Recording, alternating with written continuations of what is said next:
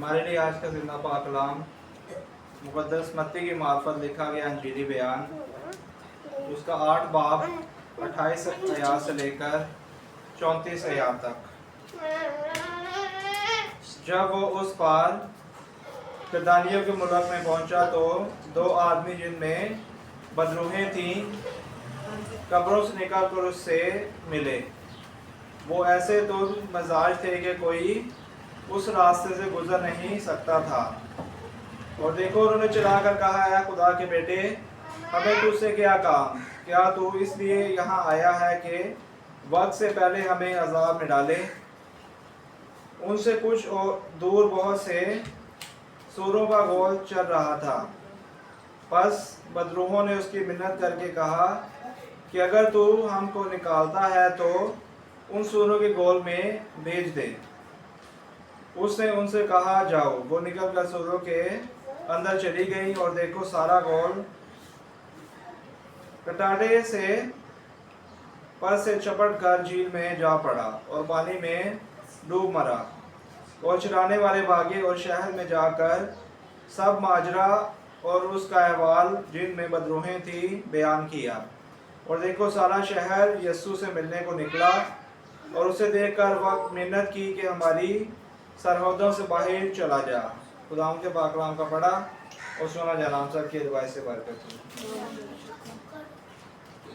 खुदाम के जिंदा जलाली बाबरकत नाम में आप सबकी सलामती हो। आज हमारे लिए बहुत खूबसूरत कलाम मुक़द्दस मत्ती की मार्फत लिखा गया अंजीली बयान, उसके 8 बाब में हम देखते हैं कि 2 आदमी थे जिनमें बदरूहें थी और खुदावंद यीशु मसीह वहाँ से गुजरे तो उन्होंने खुदावंद यीशु मसीह ने उनको देखा तो वो उसके पास आकर उससे कहने लगे कि तुम्हें हमसे क्या काम है? तू हमें वक्त से पहले हमें अज़ाब में डालने के लिए आया है।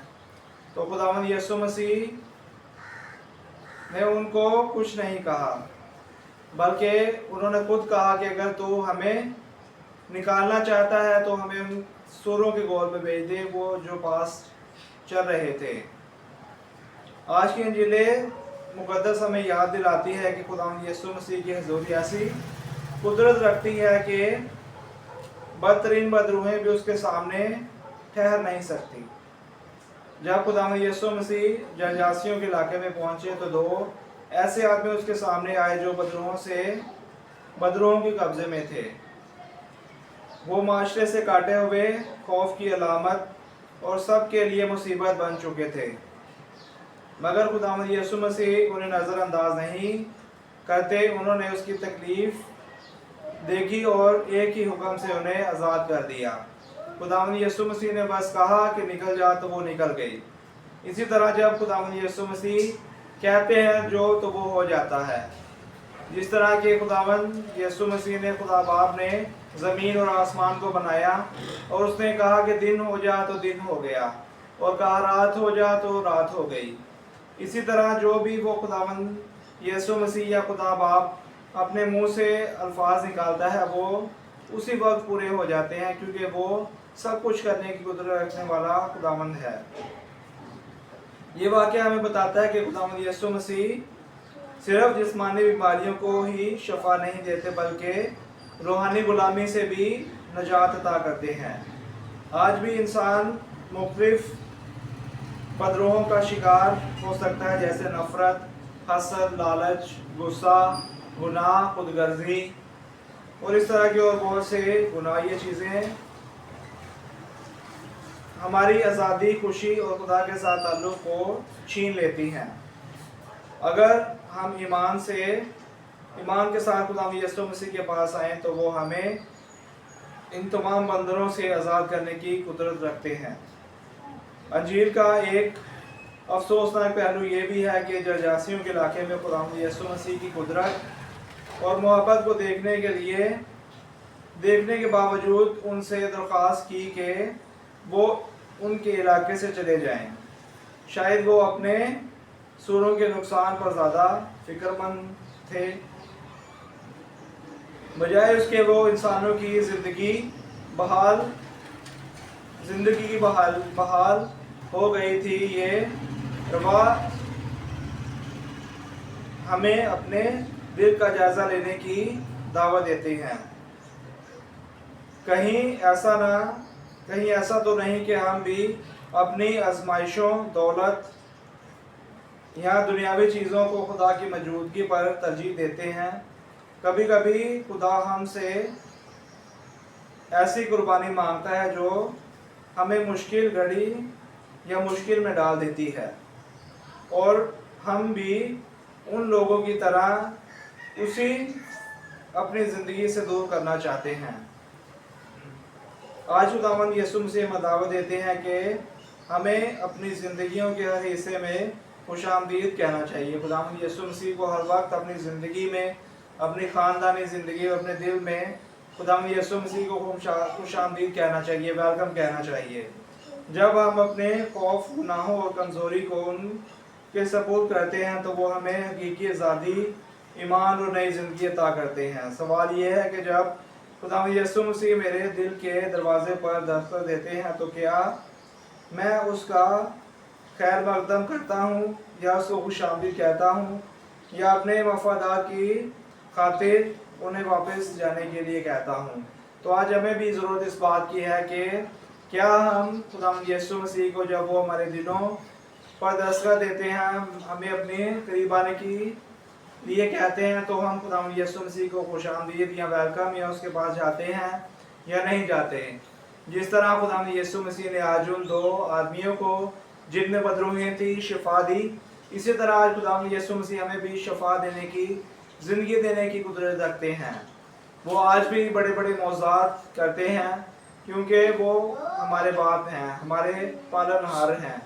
तो वो हमें कभी भी मुश्किल या तकलीफ़ में पड़े रहने नहीं देना चाहते, बल्कि वो हमें आज़ाद और खुश देखना चाहते हैं। और हमारी खुशी इसी में है कि हम खुदावंद यीशु मसीह के करीब आए और खुदावंद यीशु मसीह को अपना जात दहिंदा, अपना खुदावंद कबूल करें, और खुदावंद यीशु मसीह हमारी ज़िंदगी से तमाम बीमारियां, कमज़ोरियां, परेशानियां, बदरूहें और सब कुछ निकालने की ज़रूरत रखता है, क्योंकि वो सब कुछ करने की ज़रूरत रखने वाला बाप है।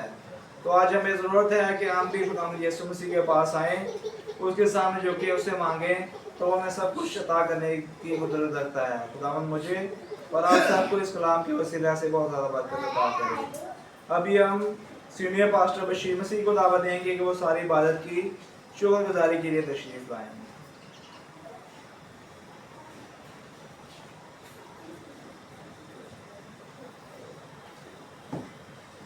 खुदावंद के जिंदा बबरकत और बहुत सी नेमतें, बरकतें अता करने वाले नाम में आप सबकी सलामती हो। खुदावंद हर एक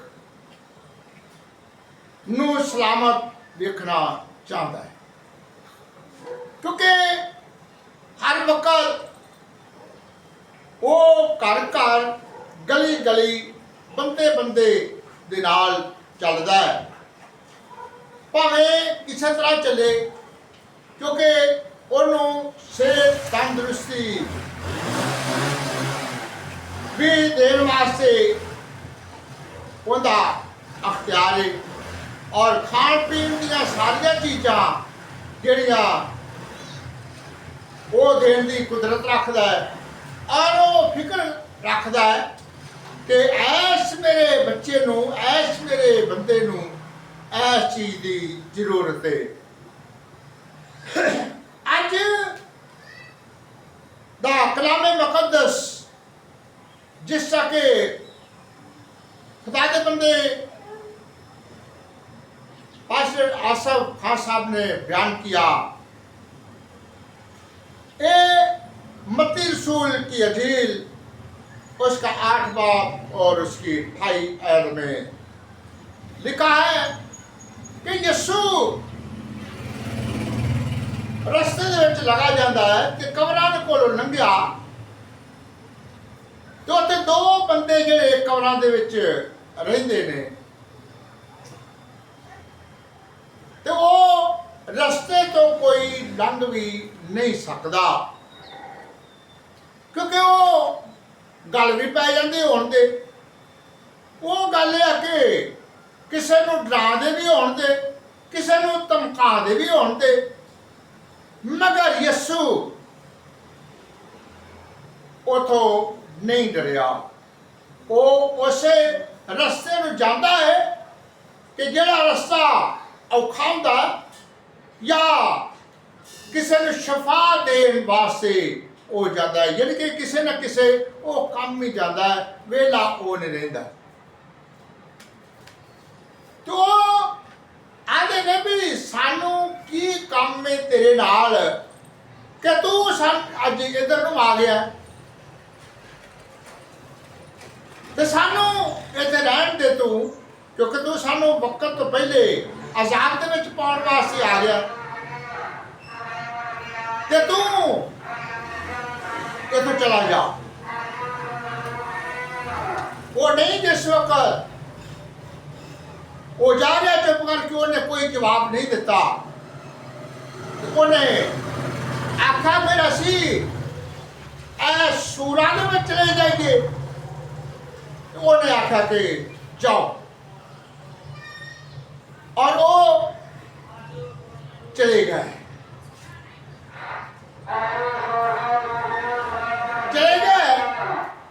ਤੇ ਉਹ ਜਿਹੜੇ ਸੂਰ ਸੀ ਉਹ ਡੁੱਬ ਕੇ ਤੇ ਸਾਰੇ ਮਰ ਗਏ। ਵੇਖਣਾ ਅਸੀਂ ਇਹ ਚੀਜ਼ ਨੂੰ ਮੈਂ ਕਿ ਅਸੀਂ ਆਪਣੇ ਆਪ ਨੂੰ ਸੂਰਾਂ ਦੇ ਵਿੱਚ ਡਾਲਣਾ ਜਾਂ ਅਸੀਂ ਆਪਣੇ ਆਪ ਨੂੰ ਬਚਾਉਣਾ। ਉਹ ਦੋ ਬੰਦੇ ਆਜ਼ਾਦ ਹੋ ਗਏ, ਮਗਰ ਬਹੁਤ ਜ਼ਿਆਦਾ ਸੂਰ ਜਿਹੜੇ ਸੀ ਅੱਗੇ ਹੋਰ ਤਫਸੀਰ ਦੇ ਵਿੱਚ ਲਿਖਿਆ ਕਿ 2000 ਸੂਰ ਸੀ। ਵੇਖਣਾ ਅਸੀਂ ਇਸ ਚੀਜ਼ ਨੂੰ ਕਿ 2000 ਸੂਰ ਮਰ ਗਏ, ਔਰ ਉਹ ਕੱਲਾ ਦੋ ਜਿਹੜੇ ਸੀ ਤਕਰੀਬਨ 2000 ਨੂੰ ਉਹ ਸੰਭਾਲ ਕੇ ਬੈਠੇ ਨੇ, ਜਿਹਦੇ ਵਿੱਚ ਗੁੱਸਾ, ਤਫਰਕੇ, ਜਦਾਈਆਂ, ਲਾਲਚ, ਘਮੰਡ, ਮੈਂ ਇਹ ਸਾਰੇ ਜਿਹੜੇ ਨੇ ਉਹਨਾਂ ਦੇ ਵਿੱਚ ਨੇ। ਔਰ ਕਿਸੇ ਤਰ੍ਹਾਂ ਵੀ ਉਹ ਬਰਿਆਈ ਜਾਂ ਇੱਕ ਦੂਜੇ ਨੂੰ ਨੀਚਾ ਦਿਖਾਉਣਾ ਔਰ ਇੱਕ ਦੂਜੇ ਨੂੰ ਚੰਗਿਆ ਨਾ ਸਮਝਣਾ, ਇਹ ਸਾਰੀਆਂ ਤਫਰਕੇ ਜਦਾਈਆਂ ਉਹਨਾਂ ਦੇ ਵਿੱਚ ਨੇ। ਔਰ ਕੋਈ ਵੀ ਨੁਕਸਾਨ ਦੀ ਗੱਲ ਹੋਵੇ ਤੇ ਉਹਨਾਂ ਨੇ ਸਗੋਂ ਖੁਸ਼ ਹੋਣਾ ਹੈ, ਯਾਨੀ ਕਿ ਉਹਨਾਂ ਇਹ ਨਹੀਂ ਆਖਣਾ ਕਿ ਅਸੀਂ ਇਸ ਚੀਜ਼ ਤੋਂ ਟੱਜ ਜਾਈਏ, ਇਹ ਨੁਕਸਾਨ ਹੋਇਆ। ਯਾਨੀ ਕਿ ਬਹੁਤ ਜ਼ਿਆਦਾ ਸਾਨੂੰ ਜ਼ਰੂਰਤ ਹੈ ਕਿ ਜਿਵੇਂ ਯਿਸੂ ਰਾਤ ਦਿਨ ਫਿਰਦਾ ਹੈ ਤੇ ਬਦਰੂਆਂ ਨੂੰ ਵੀ ਕੱਢਦਾ ਫਿਰਦਾ, ਸ਼ਫਾ ਵੀ ਦਿੰਦਾ ਫਿਰਦਾ, ਔਰ ਇਹ ਉਹਦੀ ਅੱਜ ਦੀ ਕਹਾਣੀ, ਅੱਜ ਦੀ ਗੱਲ ਨਹੀਂ। ਇਹ ਸ਼ੁਰੂ ਤੋਂ ਜਦੋਂ ਤੋਂ ਲੈ ਕੇ ਖੁਦਾ ਨੇ ਅਸਮਾਨ ਤੇ ਜ਼ਮੀਨ ਨੂੰ ਬਣਾਇਆ, ਔਰ ਉਹਦੀ ਖਾਹਿਸ਼ ਇਹ ਸੀ ਕਿ ਮੈਂ ਆਪਣੇ ਸ਼ਕਲ ਤੇ ਸ਼ਬੀਹ ਤੇ ਬੰਦੇ ਨੂੰ ਬਣਾਉਣਾ ਹੈ, ਔਰ ਉਹ ਅਸੀਂ ਬਹਿ ਕੇ ਕਿਤੇ ਗੱਲਬਾਤ ਕਰਾਂ, ਦੁੱਖ ਸੁੱਖ ਕਰਲਾ ਕਰਾਂ ਦੇ, ਬਸ ਇਹ ਉਹਦੀ ਖਾਹਿਸ਼ ਸੀ। ਮਗਰ ਐਸਾ ਹੀ ਵਕਤ ਆਇਆ ਕਿ ਜਿਹੜੇ ਕਿ ਉਹਨੇ ਹਵਾ ਬਣਾਈ, ਉਹ ਨਾਲ ਦੋਵੇਂ ਧੋਖੇ 'ਚ ਆ ਗਏ। ਉਹਨਾਂ ਨੇ ਫਲ ਖਾ ਲਿਆ ਜਿਹੜਾ ਖੁਦਾ ਨੇ ਮਨਾ ਕੀਤਾ ਸੀ। ਅੱਜ ਵੀ ਇਸੇ ਤਰ੍ਹਾਂ ਅਸੀਂ ਰੋਜ਼ ਹੀ ਧੋਖੇ 'ਚ ਆਣੇ ਆ। ਇਹ ਕਿ ਅੱਜ ਸਾਨੂੰ ਇਹ ਖੁਦਾ ਦਾ ਕਲਾਮੇ ਮੁਕੱਦਸ ਬਿਆਨ ਕਰਦਾ ਹੈ ਕਿ ਤੁਸੀਂ ਹਰ ਵਕਤ ਵੇਖਦੇ ਰਹੋ ਔਰ ਇੱਕ ਦੂਜੇ ਦੀ ਗੱਲ ਨੂੰ ਸਮਝੋ ਵੀ ਇਹ ਬੰਦਾ ਕੀ ਗੱਲ ਕਰਦਾ ਹੈ। ਬੰਦਾ ਹੈ ਉਹ ਔਰਤ ਦੀ ਗੱਲ ਨੂੰ ਸਮਝੇ ਵੀ ਇਹ ਕੀ ਆਂਦੀ ਹੈ, ਜੇ ਔਰਤ ਹੈ ਤੇ ਬੰਦੇ ਦੀ ਗੱਲ ਨੂੰ ਸਮਝੇ ਵੀ ਅਸੀਂ ਵਕਤ ਕਿਵੇਂ ਲੰਘਾਉਣਾ ਹੈ, ਕਿਵੇਂ ਗੱਲ ਹੈ, ਕਿਵੇਂ ਬਾਤ ਹੈ। ਜਿਹੜੀ ਕਿ ਜ਼ਿੰਦਗੀ ਇੱਕ ਸਫ਼ਰ ਹੈ, ਇਹ ਨਹੀਂ ਪਤਾ ਕਿ ਇਹ ਕਿਹੜੀ ਜਗ੍ਹਾ ਤੇ ਸਫ਼ਰ ਖਤਮ ਹੋ ਜਾਣਾ ਹੈ। ਔਰ ਜਿਸ ਵਕਤ ਤੁਸੀਂ ਜ਼ਿੰਦਗੀ ਬਹੁਤ ਜ਼ਿਆਦਾ ਅੱਛੀ ਗੁਜ਼ਾਰੋਗੇ ਤੇ ਫਿਰ ਤੁਹਾਨੂੰ ਲੋਕ ਪਿੱਛੋਂ ਯਾਦ ਕਰਨ ਦੇ, ਆਖਣ ਦੇ ਕਿ ਬਹੁਤ ਅੱਛਾ, ਬਹੁਤ ਅੱਛਾ, ਬਹੁਤ ਅੱਛਾ। ਵੇਖਣਾ ਅਸੀਂ ਇਹ ਚੀਜ਼ ਨੂੰ ਹੈ ਕਿ ਕਈ ਐਸੀਆਂ ਬਲੀਸ ਦੀਆਂ ਤਾਕਤਾਂ ਹੁੰਦੀਆਂ ਨੇ ਕਿ ਜਿਹੜੇ ਆਪਣੇ ਆਪ ਨੂੰ ਤਾਂ ਬੱਲੇ ਬੱਲੇ ਸਮਝਦੇ ਨੇ, ਪਰ ਗੱਲ ਇਹ ਕਿ ਉਹਨਾਂ ਜਿੱਥੇ ਜਾਣਾ ਹੈ, ਜਿਹੜੀ ਗੱਲ ਕਰਨੀ ਹੈ, ਉਹ ਕਿਸੇ ਦੀ ਬੁਰਾਈ ਵਾਸਤੇ ਕਰਨੀ, ਕਿਸੇ ਦਾ ਰੋਲਾ, ਕਿਸੇ ਦੀ ਗੱਲ, ਕਿਸੇ ਦੀ ਬਾਤ, ਇਹਨਾਂ ਵਾਸਤੇ ਅਸੀਂ ਹਰ ਵਕਤ ਤਿਆਰੀ ਰਹਿਣੀ। ਸਾਨੂੰ ਜ਼ਰੂਰਤ ਇਹ ਆ ਕਿ ਅਸੀਂ ਇਹਨਾਂ ਸਾਰੀਆਂ ਹੀ, ਇਹ ਸਾਰੀਆਂ ਬਦਲੂਆਂ ਨੇ, ਅਸੀਂ ਇਹਨਾਂ ਬਦਲੂਆਂ ਨੂੰ ਕੱਢਣ ਦੀ ਕੋਸ਼ਿਸ਼ ਕਰਨੀ ਹੈ। ਕਿਉਂਕਿ ਇਹ ਬੰਦੇ ਦੇ ਵਿੱਚ ਹਰ ਵਕਤ, ਜਿਵੇਂ ਕਿ ਦਾਊਦ ਨਬੀ ਜ਼ਬੂਰ ਦੇ ਵਿੱਚ ਆਂਦਾ ਹੈ ਕਿ ਮੇਰੇ ਜਿਹੜੇ ਨੇ ਦੁਸ਼ਮਣ ਉਹ ਟੋਏ ਕੱਢਦੇ ਨੇ ਮੇਰੇ ਅੱਗੇ ਵੀ ਮੈਂ ਡਿੱਗ ਪਾਵਾਂ ਤੇ ਮੈਂ ਮਰ ਜਾਵਾਂ। ਵੇਖਣਾ ਅਸੀਂ ਇਸ ਚੀਜ਼ ਨੂੰ ਹੈ ਕਿ ਅਸੀਂ ਇਹ ਸਾਡੇ ਅੰਦਰ ਦੋ ਲੜਾਈਆਂ ਲੱਗੀਆਂ ਨੇ, ਇੱਕ ਰੂਹ ਹੈ, ਇੱਕ ਜਿਸਮ ਹੈ।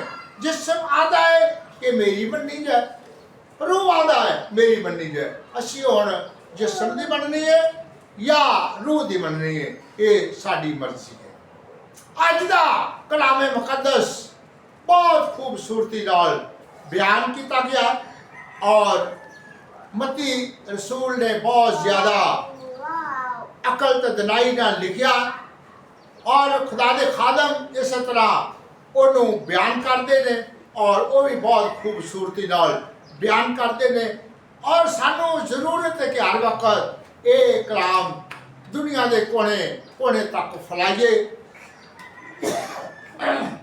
ਔਰ ਇਸ ਤਰ੍ਹਾਂ ਅਸੀਂ ਇਹ ਸਾਰੇ ਕਬਰਾਂ ਨੇ, ਕਬਰਾਂ ਦੇ ਵਿੱਚ ਜਿਸ ਵਕਤ ਉਹ ਤਰੋਲਾ ਪਾਉਂਦੇ ਫਿਰਦੇ ਨੇ ਵੀ ਇਹ ਤੋਂ ਜ਼ਲੀਲ ਹੋਣ, ਇਹ ਜ਼ਲੀਲ ਹੋਣ, ਜ਼ਲੀਲ ਹੋਣ, ਮਗਰ ਅਸੀਂ ਇਹਨਾਂ ਤੇ ਗੁਜ਼ਾਰਾ ਕਰਨਾ ਔਰ ਚੁੱਪ ਰਹਿਣਾ ਕਿ ਜਿਵੇਂ ਉਹਨੇ ਯਿਸੂ ਚੁੱਪ ਰਿਹਾ ਤੇ ਫਿਰ ਆਪੇ ਹੀ ਆਖਣ ਲੱਗੇ ਕਿ ਅਸੀਂ ਫਿਰ ਸੂਰਾਂ ਚਲੇ ਜਾਈਏ, ਉਹ ਫਿਰ ਆਪੇ ਹੀ ਸੂਰਾਂ ਦੇ ਵਿੱਚ ਚਲੇ ਜਾਣਗੇ।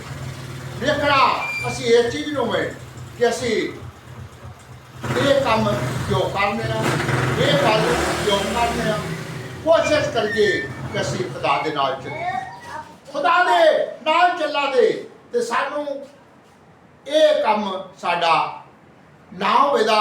ਅਸੀਂ ਹਰ ਵਕਤ ਖੁਦਾ ਦੀ ਹਜ਼ੂਰੀ ਦੇ ਵਿੱਚ ਰਹਾਂਗੇ, ਹਰ ਵਕਤ ਸਾਨੂੰ ਖੁਦਾ ਸਾਡੀ ਰਹਿਨੁਮਾਈ ਕਰੇਗਾ ਔਰ ਹਰ ਵਕਤ ਸਾਨੂੰ ਆਪਣੇ ਗਲਤੀਆਂ ਖੁਦਾਵਾਂ ਸਾਡੀਆਂ ਮਾਫ ਕਰੇਗਾ।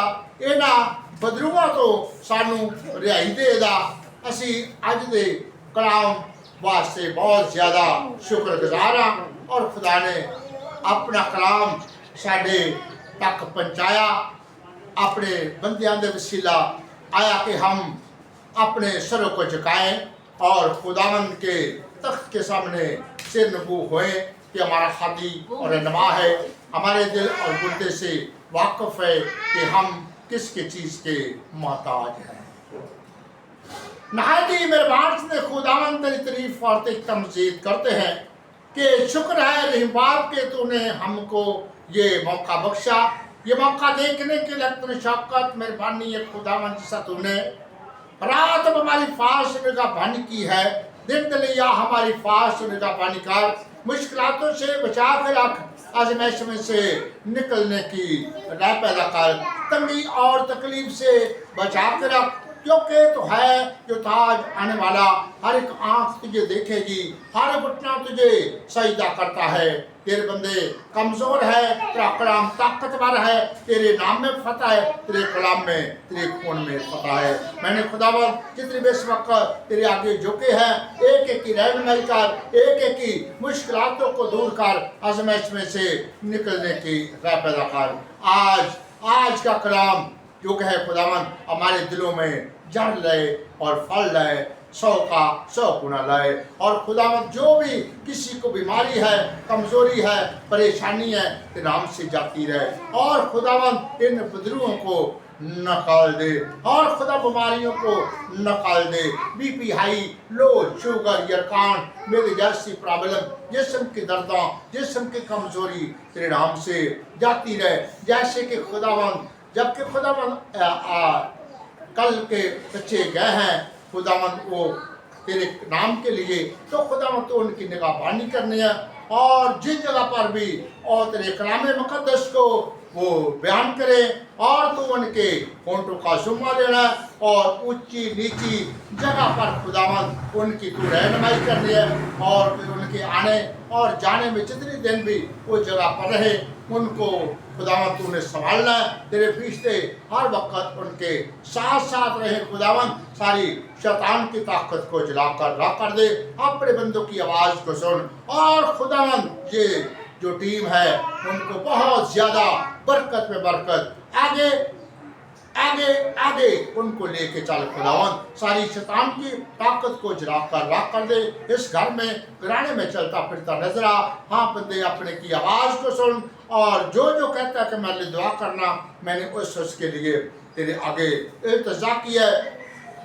जैसे कि खुदावन कल नबीद अंजम की बेटी पास हुई है, हमने दुआ की, और खुदावन तू और भी उस बच्ची को बरकत देनी है, और उसके माँ बाप को सेहत और तंदुरुस्ती देनी है।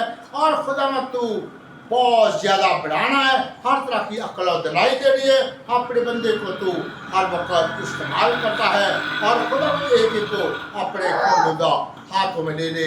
और मैंने खुदावन भाई साहब के लिए तेरे तस्सा किया, खुदावन उनको बड़ी बरकत देना, उस खानदान को बड़ी बरकत देना। ऐसे खुदा भाई जान को तेरे तख्ते सन पेश किया है, बच्चे सनी को तेरे तख्ते सन पेश किया है, और खुदावन मैंने खुदावन एक एक को बड़ी बरकत दे। बच्ची लुबना के लिए और रोबन के लिए तेरे आगे इल्तिजा किया है, उनको बहुत ज़्यादा बरकतें, बहुत ज़्यादा नेमतें अता कर खुदावन। आपका कोई भी कहता है तुम्हारे लिए दुआ करना, मैंने उसके लिए तेरे आगे इल्तिजा किया है। जितने भी इस वक्त तेरे आगे चुके हैं, इन बच्चों को अपने खुंडुदा हाथों में ले ले। इन बच्चों को अपनी खुदावन मर्जी के मुताबिक इनको चलाना है। खुदावन इनके दिल दिमाग से इनको ताज़ा करना है। बड़ी बरकत है आज अपने मुकद्दस असीम दिन में इस घर में घराने में चलता फिरता नजर आ। तेरे फरिश्ते इस घर की घराने की निगाहबानी, जितने भी खादम आज तेरे कलाम मुकद्दस को बयान करें, एक एक होठों का जुम्मा ले रहा है। खुदावन सारी शैतान की ताकत को जलाकर राख कर दे, आगे चलने की हिम्मत और ताकत दे, शफा दे, मुकम्मल शफा दे। खुदा हमारी अर्ज़ा दरख्वास्त सुन और कबूल कर। मसीह यीशु दा वास्ता दे के मांगते हैं, आमीन।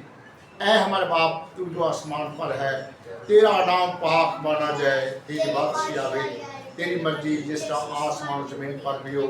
हमारे रोज़ जो कि आज हम दे, जिस ਅਸੀਂ ਆਪਣੇ ਕਰਜ਼ ਮਾਫ ਕਰਨੇ ਆ, ਤੂੰ ਸਾਡੇ ਕਰਜ਼ ਸਾਨੂੰ ਮਾਫ कर दे। ਸਾਨੂੰ ਅੱਜ ਵਿੱਚ ਨਾ ਪਾਸ ਸੋ ਗਏ ਬਚਾ, क्योंकि बादशाह कुदरत जलाल हमेशा तक रहे, आमीन। अब खुदावंद यीशु मसीह का फजल उपाधि पाकर हम तो लेके हमेशा देकर इन बच्चों के साथ, बच्चियों के साथ, घर के साथ, घराने के साथ पालन का वक्त खत्म हुआ। आप सलामती से रहे, आमीन।